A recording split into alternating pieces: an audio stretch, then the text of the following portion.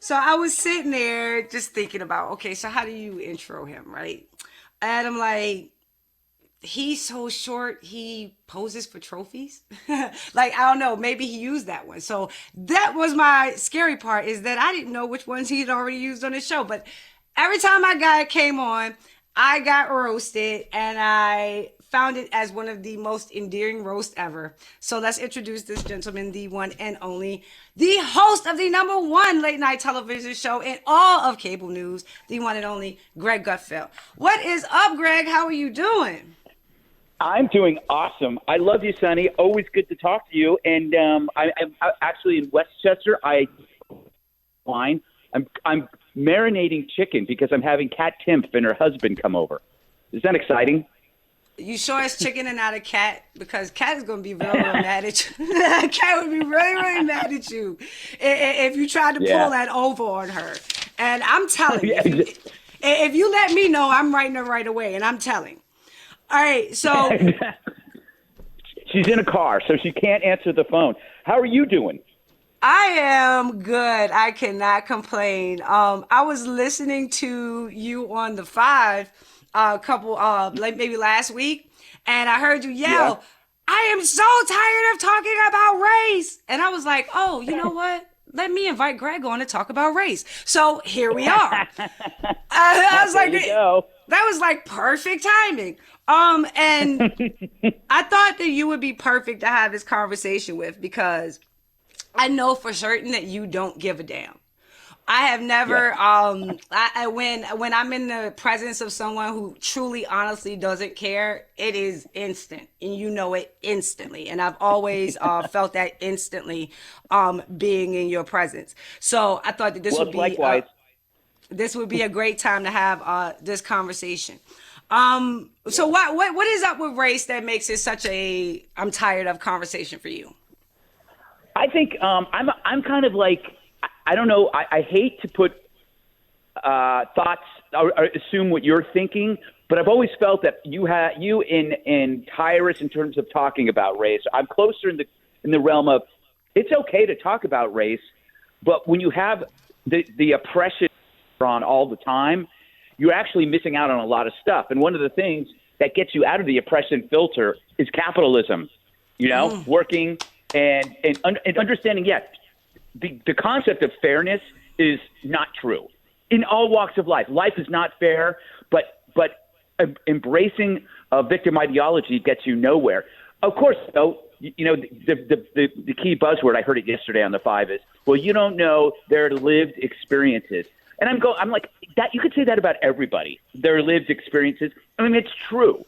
But the point is, the whole point of empathy and conversation is that that's how you understand lived experiences. You don't shut them down because they aren't the right race or that you will never understand. That's the thing that gets me mad about when I think when I'm said I was so tired. I can't even remember when I said that. I don't remember 90% of what I say these days because I just keep talking. But I kind of remember. No, I know that I think feeling. it has. Yes, it's the story of my life. But I'm certain it was like something where race has now replaced the concept of class, and it's infiltrating everywhere. Like the radicals could not win dividing us by class, but they're doing a great job. So I think they're losing, by the way. But I think that they've decided that by pitting races against each other, that's the way to destroy America. And I know that's like big talk. It sounds a little crazy.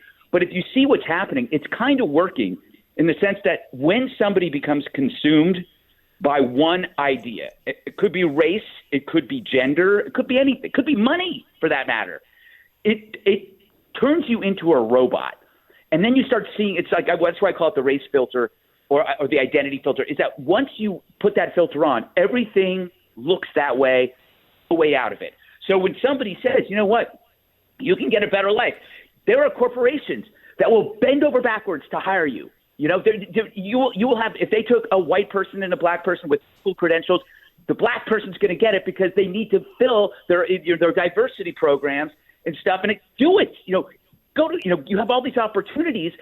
If you go the other route and just become, a BLM shouter or somebody that is just angry and I don't like using the word angry because I get angry, but somebody that is single-mindedly devoted to one idea. That's what I think is dangerous in any walk of life. And I think what happened was when the radicals saw that class wasn't going to do it, they realized that race could do it. But my feeling is I don't think it's working because anybody can kind of see that a lot of the people doing this are miserable white leftists. I mean, who wants to take advice? You know what I mean? From them. I mean, it's fun. That's why when Tyrus is on and he just makes fun of these leftists because it's like, why would I listen to that? What do they know? You know? And I think that's it. I know I rambled. Black America doesn't listen to them, and that's kind of what I try to get across here. And you said something where you say you answered my question in the crux of everything I was going when you separated the conversation of a person like me and Tyrus from the left, understanding that there are two separate conversations, and that's the part where I think that there's so much struggle on the right is that they don't want to understand that. Yes, there is the leftist conversation. I'll use the Booker T. Washington quote where he says that there is a class of colored people who make it the business of keeping the troubles, the wrongs, and the hardships of the Negro race before the public, having learned that they are able to make a living out of their troubles. They have grown into the settled habit of advertising their wrongs, partly because they want sympathy and partly because it pays. Some of these people do not want the Negro to lose his grievances because they do not want to lose their income. That's the left. That's how they operate. Absolutely. That's why they're doing it. But then there's another side of it where the problems are real. You can't look at at black communities and say that the problems are not real and they do not exist. Right. We don't want to keep them in the front of the American eye. We want to solve them. And that's the difference in the conversation. But we don't get to have that conversation where we're talking about actually solving the problems. Right. And I can't add to that because it is a combination of profit and rent seeking by people who know that as long as there are problems, they got jobs. In fact, I met this guy at one of my shows. And he came up with this idea. I think it was called the Martin Luther King. God, I wish I could remember this, but I did a monologue on it. I can't remember the name of it. It was the Martin Luther King test or something like that. And it's basically you grade candidates in your area based on their adherence to the rules from the I Have a Dream speech. That's all it is. So you can actually go online, look at the person, and match them in this kind of criteria of does this follow this point? Does this follow that point? I thought it was the simplest, greatest idea. And I looked this guy up, right? His name's Jim. He was the head of solution architecture at Microsoft. And I was going, of course, he's a private citizen. And in a private world or in a corporate world, if you solve the problems, you're out of a job, but that's okay because you can find another solution. You can find another job. But in politics, you can't. You can't solve the problem because then what do? You are there to talk about the problem, And I think that's what we're seeing with critical race theory, right? So you see the Democrats, they want to teach critical race theory. What about solving the problems? They don't want to solve the problems. They just want to teach about the problems. And I think that if we make that distinction and actually start pushing that conversation, then we're going to get a lot further past just the identity politics portion of the conversation. Absolutely. I tried to do this on the 5 once. I drew a chart of all the major problems in the world. I was trying to think of okay, so you have war. You have crime. You have starvation. I was the most generic, broad terms, and there was one term that solves all, and racism. I have all of these things, and I have one other problem: education. If we solve the education problem, that solves all of these other problems because almost everything that is screwing up our world has to do with our. Can I swear on your show? Oh, go ahead.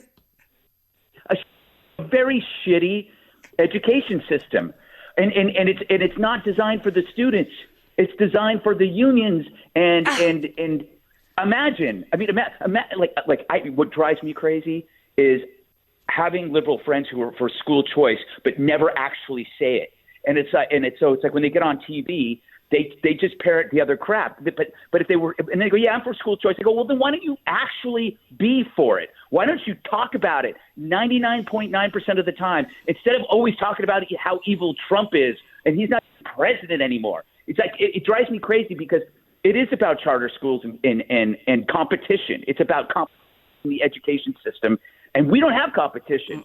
So that's why this whole thing is shitty. Sorry, I think it goes beyond just the competition of the school system, because I think you have to actually look at it. I think at the ideology behind it, because they don't teach.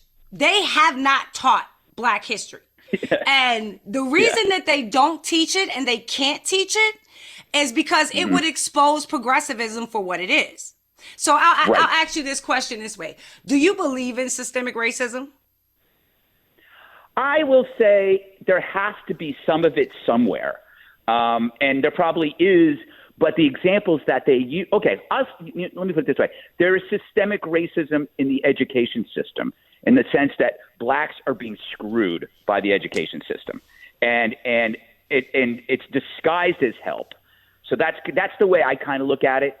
I do think, I think it exists in other places as well. I want to kind of give you a different definition of it, and then kind of you'll see where I'm coming from. All right, so sure. they because I love using their words when they say systemic racism. I would not call it systemic racism if they didn't call it systemic racism. So because they call it systemic racism, I'm going to use their terminology, right? Okay, gotcha. Systemic racism. What is our system? Because if this is what you're going to call it, I want to make sure we're talking about the same thing. What is our system? And our system is a republic, right? That means that the government closest to the people has the most power over the people. As far as we know, we are still a republic. We still operate as one. So if we believe in systemic racism and our system is a republic where the government closest to the people has the most power, where is the racism coming from? See, they've shaped this conversation when they say systemic racism to say, oh, it's America. Well, the American system is the republic. So it's probably the local level that is exhibiting this systemic racism. Democrats run it and have run it for 100+ years. So if it is systemic and it is racism, where is it coming from? Exactly. Okay, this is kind of what I was saying about the education system. Who has been running it? And it's systemically racist. You know what I mean? I was thinking about this exact same thing this week, and you're reminding me of it, was that I want somebody, when I get in this argument, to tell me, just name the racist person for me. Because it's kind of cowardly to use these broad, it's systemic racism. I go, well, who are they? I keep going, who are they? And say me. Just say it's you. Have some balls and just call somebody out on it. Don't just sit back and go, well, we all know that all the cops are racist, systemically racist, all of the legal system systemically. No, give me a specific person, or do you know these people? For one, can you tell them, do you know a racist person? But they can't. They can't. And let me tell you, they can't because, again, it will expose them. So I'll give you with the Pete Buttigieg joke where he was like racist roads, right? And everybody's like, there can't be racist roads. Yes, there can. Like, they legitimately took federal government money and put highways straight through communities that were flourishing to cut the property values in half. That isn't fantasy. They actually did that. But who did it? And it's the local government that made that decision to do that. So it is not the entire system. It is the local government that made those decisions. And again, those were still run by Democrats even back then. Yeah, and and to your point, okay, when Buttigieg said that, there was this on the right, on the right. They didn't even get that far to your point. They didn't even get that far. Instead, they just laughed at it and they said, "Oh, that's a bunch of bullshit." They're just laughing at it. And the reason why they're laughing at it is because the constant cries of things that are racist, that just sounded funny. Like, oh, now roads are racist. You know how everything's racist from the radical left's point of view. So what happens is the boy who cried wolf syndrome. When you hear now roads and bridges are racist, and then the flurry of jokes come out, including, I think for me, I probably made a joke here and there. I don't think I did though, because I think I knew that it was true. And but other people said it was BS. But it turns out it's true. But the problem is when you hear it from a group of people who've been trafficking in kind of the race narrative for so long, and it becomes so absurd that like Halloween and holidays and statues and whatever, and math and being on time. You know what it was? I think math was the one that everybody was going, okay, this is so comical, they've gone too far. And then what that does, that's the bridge and road argument, because the bridge and road argument is legitimate, but it's not anymore because you just told us math was racist.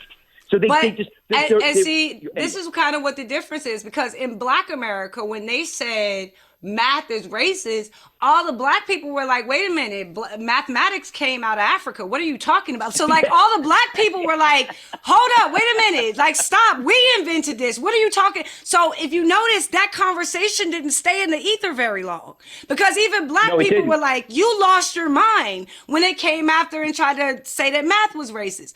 So like, I completely understand, but when they do this, and because they constantly do this and they constantly push these conversations, how do we get to a point where we can actually have the real conversation so we can take this power away from them? Because I get what they're doing. I understand what they're doing. I see it clearly. But I want to solve the problems. And if I come to conservatives to solve and you're laughing like they don't exist, then it's still not solving the problem. No, you're right. But the thing is, I'm pretty optimistic in the regard of what's happening to legacy media and new media. I mean, like one visit from you on Rogan for 3 hours would do more than anything that I do on Fox, because on Fox, anything that comes out of Fox, people will put in their bubble, right? Oh, that's from Fox. I notice this now that Bill Maher is going after the left using my talking points almost verbatim, and I'm going like, I'm glad he's doing that, because I can't reach his people. He's in his bubble and he's poking his bubble, which is great, but I can't, so if I said the things that you were saying on Fox, or even like Tyrus is a big following, but it's like, but you, like, if there are now avenues for you as a conservative and just a wise mind that you would make a dent. Also, I just know so many more Black conservatives than ever, and it's weird. I don't even call anybody conservative because it's just common sense. But it's like I don't even know. Like I'm not even sure what I am anymore. So but I do know that I'm not. I do know what I'm not, and I think that I'm beating. I mean, there's so many great people that are out there. So many Black intellectuals that are like, I mean, obviously the Thomas Sowell is and he's like 90, but there's, Glenn Laurie, I had John McWhorter on. There's all these great minds. And I do feel like they're making a dent in the new media. They're reaching a lot of people, and they're in all different organizations, whether, like they're in gun organizations and what religious organizations. I think it's happening. It's just that you got to wrestle the power away from what you're talking about. And I mean, look, Winsome Sears, they didn't even mention. I mean, MSNBC and CNN pretended she didn't even exist. But that's kind of my thing. That's kind of my thing too. Like if you take Winsome Sears, Republicans didn't act like she didn't exist. She did a tour through Virginia for the first part of her campaign. She did a Black History tour through Virginia where she visited everywhere from the Emancipation, all the way up to Black Wall Street, and made stops at the HBCUs and talked about the shared history of Black people and Republicans, because all of this Black history in Virginia is both Black and Republican history. We made that history together. And she did this amazing tour of it, and nobody paid attention to it. And I'm like, you don't have to look at it like it is Black history, because it is Republican history. And so when you have Republicans that don't even want to study their history. This is why we need more Sonnie Johnson. I got to get you back on my show, because it's like a lot of people just don't know what you're talking about. They don't know. They're not as educated about the stuff that you are. I mean, I always learn something from you when you're talking that I didn't know before. And I think that, I mean, that's a hell of a tool, So not to blow smoke, but I'm. Oh no, I don't take it as such. You know that. I'm more in combat when anytime I come around you instead of compliment anyway. I'm ready for a fight, not a compliment. But I do thank you so much for coming through and chopping it up with me. I appreciate it more than you could possibly imagine. And next time you're in town, you got to do the show. There's always a place for you on the Gutfeld show. And I keep thinking you should do The View. They should if you were on The View, oh my God, it would be. See, here's the thing. Everybody says that until I actually get on The View and start fangirling over Whoopi Goldberg. Because Whoopi is part of the reason I became who I am. I watched her play in Serafina, and she played such a powerful character. And the purpose of her character in Serafina was to know why you were fighting, not just to pick up a fight, not just to pick up a cause, but to actually know what it is, so if you're willing to put your life on the line for it. So it was such a powerful performance that it actually shaped a lot of who I am. So I might get on a View and turn full Whoopi, oh my God, I can't talk. And then that would be very, very bad. That's funny. That would be bad. Yeah, you never know. You never know. Well, definitely. I'm looking forward to coming back and joining you on Gutfeld. Thank you so much for that invitation. And thank you so much for coming through and joining Sonnie's Corner. I appreciate it.